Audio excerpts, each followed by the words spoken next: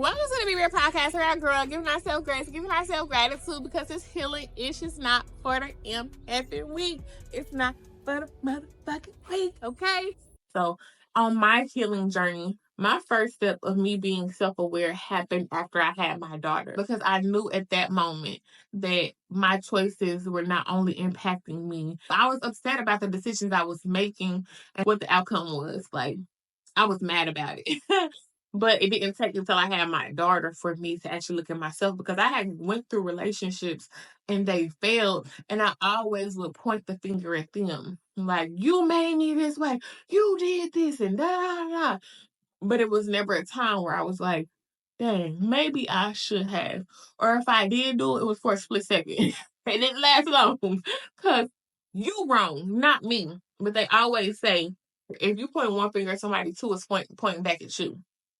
So my pivotal moment was after I had my daughter, because it wasn't enough for me to just change for me. But after I had her, it was like, okay, like, it was really like something gotta change. Like, you cannot keep doing this. Like, the results that you're getting is not getting, sis, and you gotta do something else so this child can grow up and be like, okay, like, have a good example. It was easier for me to go save somebody else than me to look at myself and be like, okay, you need to work on this and this and that. So it was just like I had to look within, and being self-aware is what made me look within, because it's like, okay, you're very insecure. Like, people are like, oh, you're so pretty. It was a time where I did not think I was pretty, and I had to work on my confidence. But if you're in a relationship and you're insecure, you're gonna take everything to heed. Like, you don't take everything to the heart. I didn't know who I was, so anybody could tell me who I was. So when I got to know me and become self-aware of me, I'm like, wait, you know what? You are a bit defensive. You do get defensive.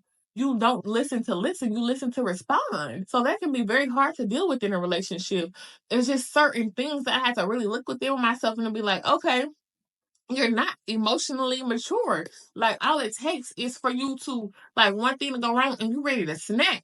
Like, that's not cool. I have to look and be like, what is my history of relationships with men, and why do I keep having this same cycle? And it's because it started with the man that helped, like, brought me into this world. Like, I'm just used to a certain man. I want to prove my worth. I want to show them that I'm worthy.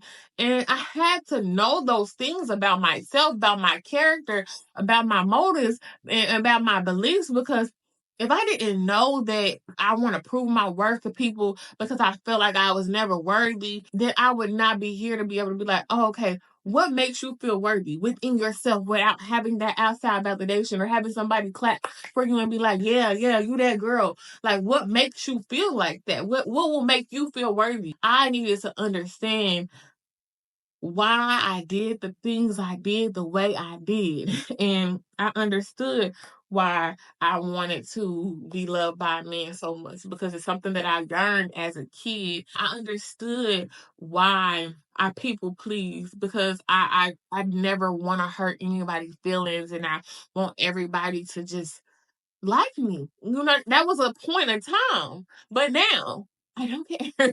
Like, now I know me. But when you somewhere you to know me, you be like, I'm really not that bad of a person.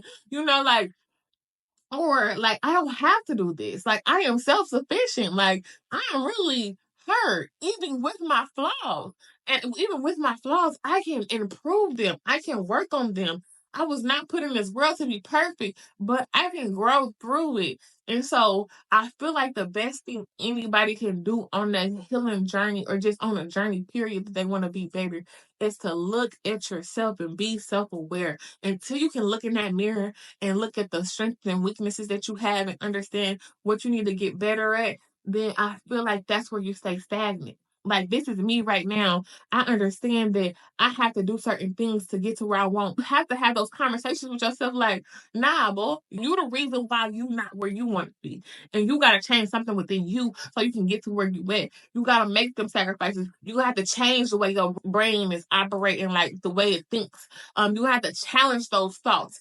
You don't have to do all of that, but it starts with being self-aware. If you don't even know that you have the negative thoughts come from somewhere in your childhood, or the negative thoughts come from something somebody told you, you can't challenge it. or you can't work on it if you don't be self-aware and actually be like, okay, let me look in the mirror. You know? Stop avoiding you. Get to know you. Be self-aware of who you are. Okay? Because it will help you look past your trauma.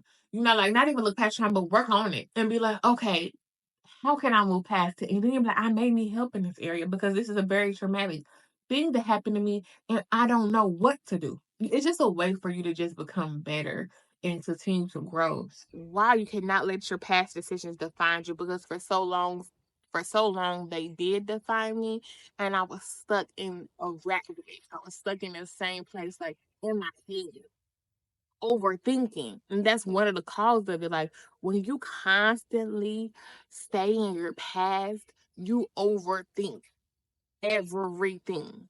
And the reason why I overthought everything is because I did not trust myself. I did not trust myself to do the right thing. Baby, who you leaving the decision up to me? Please don't leave the decision up to me. Because if you leave the decision up to me, I feel like I'm going to make a horrible decision. Have you seen my track record when it came to decisions? You know, that was my thought process. I overthought, and then usually I wouldn't make any decision, which is basically indecisive, you know? But it's also connected to me not trusting myself until I started to learn that, yes, Raymond, you made that decision, okay? And it probably was not the best decision. But baby, you cannot stay in that space forever because you made that decision. You have the power to decide and say, okay, I made this decision. What do I want to do better so that I am not back here? And that's what I learned to do. Even after making so many bad decisions, it's like, girl, you learn so much from them bad decisions. You better use that for power. You better use that for good. And that's what I started to do. And I also understand that you can use those past decisions for your good. Use it to understand where you went wrong. And now you know what you did wrong. You know how to do it right. And you may not get it right the first time, or the first or second time, or even the third time. But track your progress and understand that I'm making an effort to grow. Another thing that I did, I started to believe that I was human. I started to believe that I was human and that I did not have to have it all together. I did not have to have it all together. Like, you Raven, you're a human being. You're gonna make mistakes. So just ease up on yourself a little bit, give yourself some grace. But do differentiate when you're making a mistake and when that mistake has become a consistent choice. And that's what I had learned to differentiate, is being human is understanding that I'm going to make mistakes. Understanding the difference between making a mistake and making a constant choice. Things that I did were a constant choice because I would make the mistake, but then I would continuously do the same thing over and over again. It was like, it was horrible, you know? Um, but I feel like I did that because I would beat myself up so much that I never just stopped and said, like, dang, okay, you're human. You made the mistake. I still love you, but how can we move forward? Embrace being human. And then when you embrace being human, talk to yourself a little more gracefully, because if everybody was perfect, this world would look a lot more different. You're gonna make mistakes. And start to just change your mind around how you look at the mistakes that you have made, the past decisions that you have made. Because now that I look at the past decisions I have made, I'm so glad that I made them young. Because now I'm in my 30s and I'm so much wiser. Like, I'm so much more, is wiser a word, but I'm so much more aware, I know, like, okay, Raven, you gonna make some bad decisions. I know how to navigate the bad decision.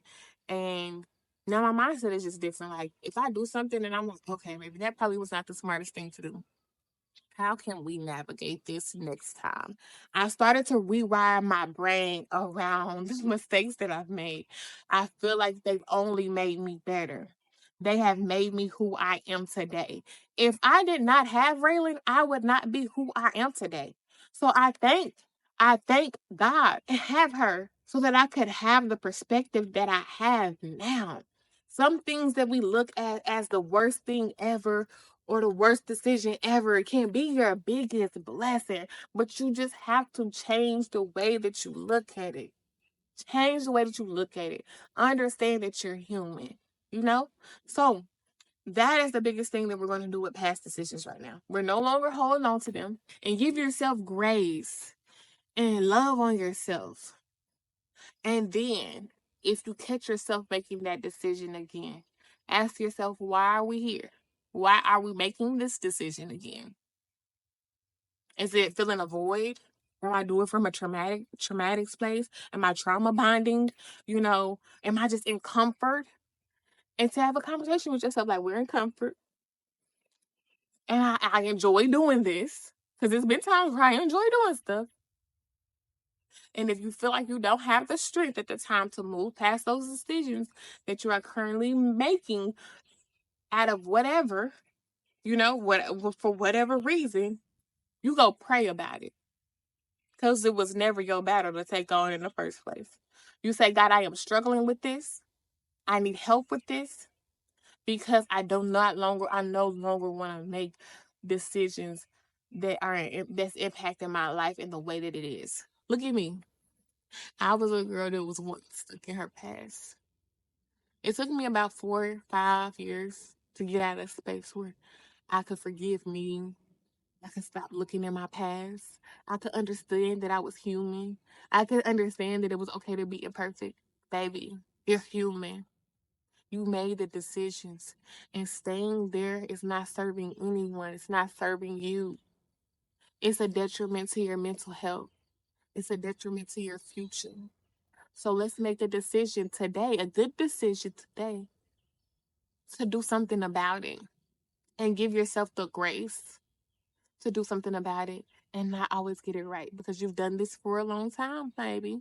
You may have made the same decision over and over again for a long time. So let's be realistic with ourselves and say we probably won't stop doing this tomorrow. It may take us a year or so, or it may take us a couple months, or it may take you a day. But let's be realistic with ourselves. But baby, I want you to love on you. I want you to tell you I'm not my mistakes. Tell yourself that I am not my mistakes. I am not those past decisions.